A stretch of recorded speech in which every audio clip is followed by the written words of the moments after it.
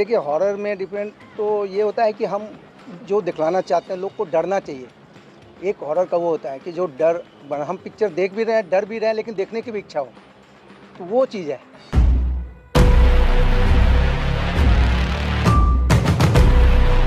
Die for us to be with us. Film बहुत different है क्योंकि शाशामन डायरेक्ट करी, दैट्स सो ऑब्वियस। और राम से ब्रदर्स का नाम तो ऑलरेडी इतना, दे आर लेजेंड। सो ये एक नए फ्लेवर के साथ में एक हॉरर बनाई जा रही है जिसमें अगली फेसेस की रिक्वायरमेंट नहीं है, सिर्फ डायरेक्शन से और ट्रीटमेंट से ही लोग डर जाएंगे और उनको मजा आएगा।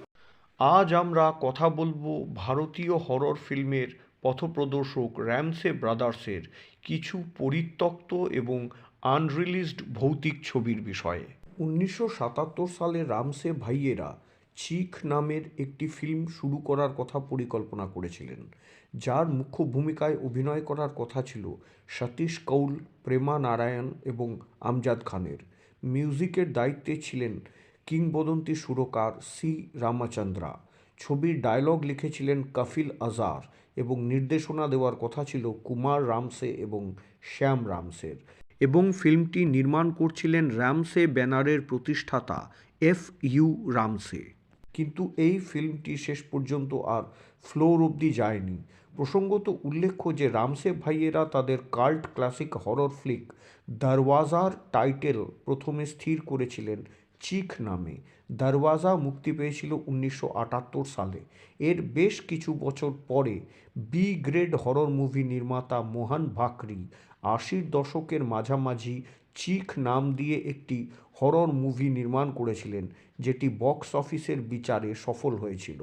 চিখ শব্দটির অর্থ হল চিৎকার।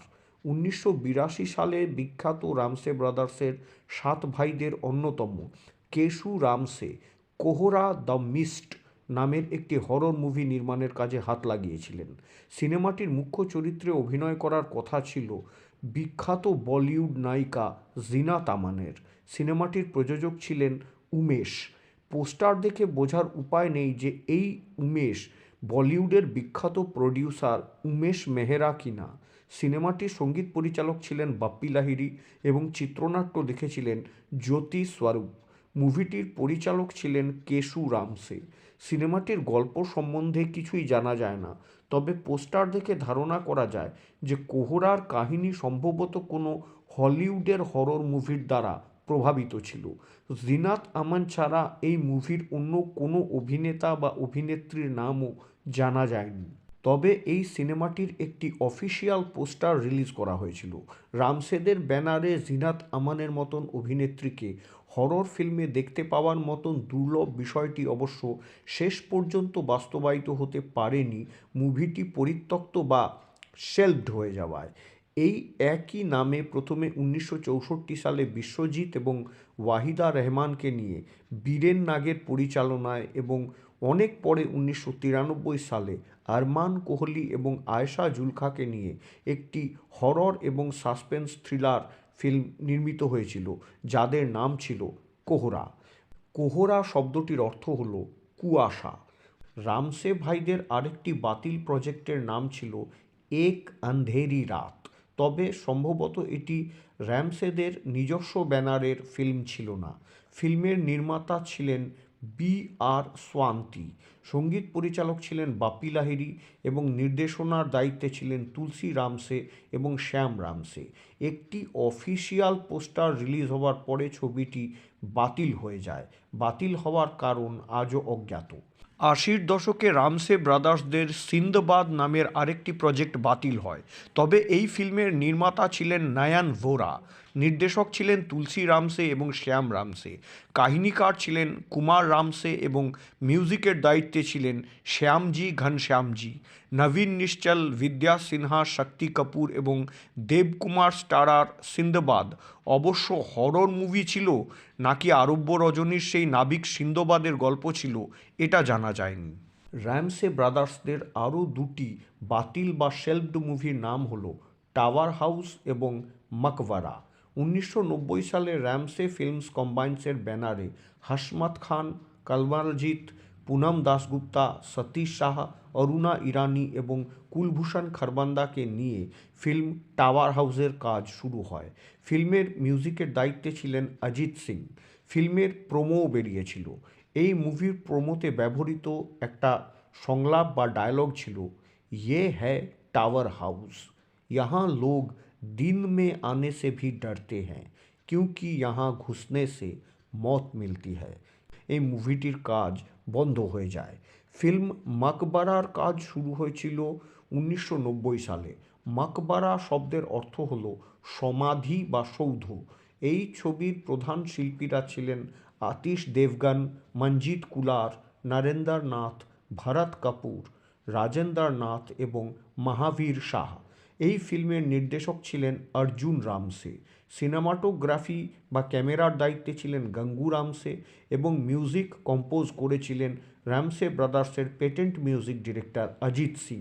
এই ছবিটাও শেষ পর্যন্ত আর তৈরি হয়নি। মাকবারা এবং টাওয়ার হাউস ছবি দুটির কাজ স্থগিত হয়ে যাওয়ার অন্যতম কারণ সম্ভবত 90-এর দশকের শুরুর দিকে রামসে ব্রাদার্সদের the Zee horror show TV সিরিয়ালটি নির্মাণের কাজে ব্যস্ত হয়ে যাওয়া। রামসে ব্রাদার্সের সবচেয়ে চর্চিত আনরিলিজড মুভিটির নাম হলো মত কা সায়া। ক্রিয়েচার অফ ব্লু লাগুন এবং সি মনস্টার হলিউডে নির্মিত ফিল্ম দুটির কাহিনী থেকেই প্রেরিত হয়ে নির্মিত হচ্ছিল মত কা সায়া ফিল্মটি। সুজিত কুমার, বিজেন্দ্র ঘাটকে, সচিনের মতন বড় স্টারেরা এই ফিল্মের প্রধান ভূমিকায় অভিনয় করছিলেন। বাপি লাহিড়ির সুরে ফিল্মের গানগুলির অডিও ক্যাসেটও বেরিয়ে গেছিল, যা সেই সময় অনেক জনপ্রিয় হয়েছিল।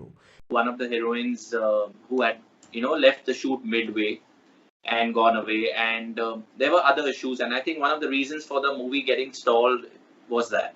ফিল্মের অনেকগুলি অফিসিয়াল পোস্টার রিলিজ হয়েছিল এবং ফিল্মের প্রমোশনের কাজও শুরু হয়েছিল, কিন্তু কয়েকটি শিডিউলের শুটিং সম্পূর্ণ হওয়ার পরে ফিল্ম মত কা সায়ার কাজ আচমকাই বন্ধ হয়ে যায়।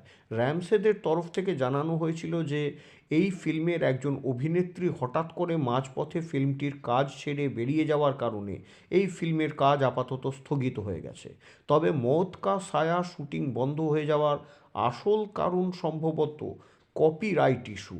ফিল্মটি ক্রিয়েচার অফ ব্লু লাগুনের ফ্রেম টু ফ্রেম কপি হয়ে যাচ্ছিল, তাই ভবিষ্যতে কপিরাইট সংক্রান্ত সমস্যায় পড়তে পারেন এটা বুঝে রামসে ব্রাদার্স সম্ভবত মাঝপথেই ফিল্মটিকে শেলভড বা পরিত্যক্ত ঘোষণা করে দেন।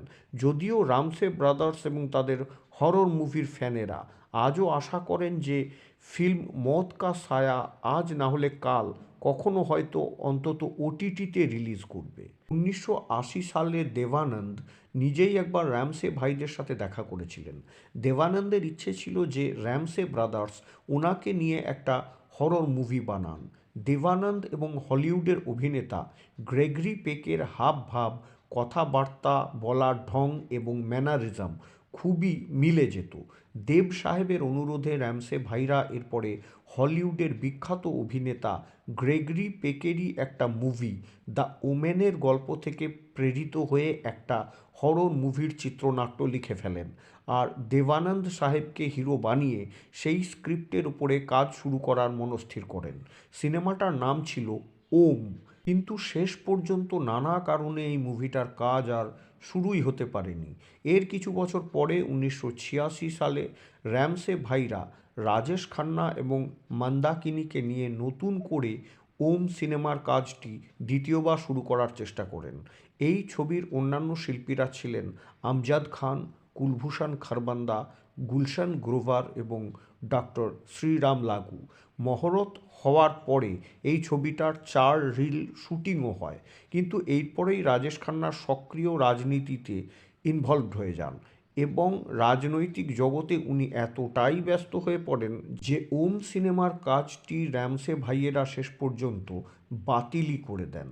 1990 সালে Ramsay Brothers superhit Hollywood flick cat পিপলের কাহিনী অবলম্বনে একটি মাল্টিস্টারার হরর মুভি নির্মাণের পরিকল্পনা করেছিলেন।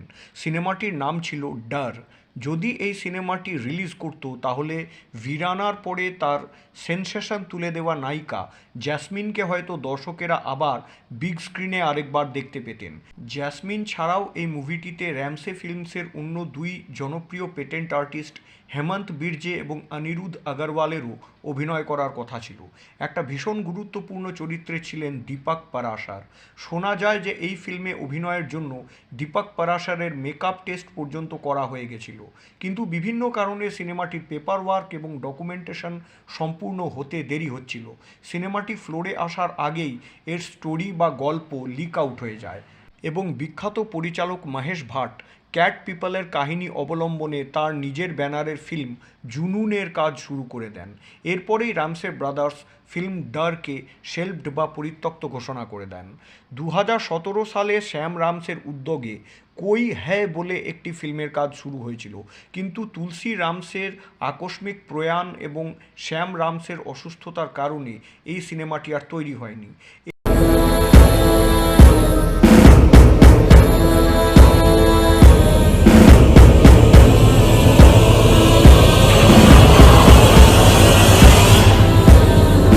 এই ফিল্মগুলি ছাড়াও র্যামসে ব্রাদার্স জেনারেশন নেক্সটের দুটি ফিল্মের জন্য হরর ফিল্ম প্রেমীরা দীর্ঘদিন ধরে অপেক্ষা করলেও সিনেমা দুটি আজও থিয়েটার হলে আসেনি। ফিল্ম দুটি শুটিং আদৌ সম্পূর্ণ হয়েছে কিনা সেটাও কেউ জানে না, যার মধ্যে একটি ফিল্ম হলো তুলসী র্যামসের পুত্র দীপক র্যামসের নির্দেশিত ফিল্ম वो कौन थी এবং আরেকটি হলো শ্যাম রামসের কন্যা সাশা রামসের নির্দেশিত film motel. So the character that I'm playing, the name is Amira Khanna, and she's a very sophisticated, subtle female जो अपनी बहन के लिए फाइट करती है, और उसकी जो बहन है she is actually possessed by a ghost, and the story is revolving around that. এই মোটেল ছবিটি 2021 সালে কালী পুজোয় মুক্তি পাওয়ার কথা থাকলেও ছবিটি এখনও পর্দায় আসেনি। সম্ভবত এটি ওটিটি প্ল্যাটফর্মে রিলিজ করতে পারে। कहानी तो अभी नहीं बोल सकता हूँ मैं, क्योंकि कहानी बताना अच्छा नहीं है। वो तो जब फिल्म देखेंगे तब पता लगेगा। फिल्म देखे तो लेकिन हम लोग एक लोकेशन सही जो थी, लोकेशन जो बंद पड़ी हुई थी, काफ़ी जंगलों के बीच में जाके हम लोगों ने शूट किया कि वो दिखलाना चाहते थे। ऐसा नहीं कि कोई बनावटी हो और वहाँ पे हम लोग करें, वो नहीं चाह रहे थे। এখানে আরেকটা বিষয় উল্লেখযোগ্য যে 2010 সালে শ্যাম রামসে নির্মিত বাঁচাও ইনসাইড ভূত হ্যায় বলে একটি হরর মুভি এক সপ্তাহের জন্য থিয়েটার হলে রিলিজ করেছিল, কিন্তু তারপরে আচমকাই এই ফিল্মটি মার্কেট থেকে উধাও হয়ে যায়। এই ফিল্মটির কোনো সিডি বা ডিভিডিও বাজারে পাওয়া যায় না, কোথাও টিভিতেও দেখায় না, টরেন্ট, ইউটিউব বা ওটিটি কোথাও এই সিনেমাটির কোনো লিঙ্ক নেই।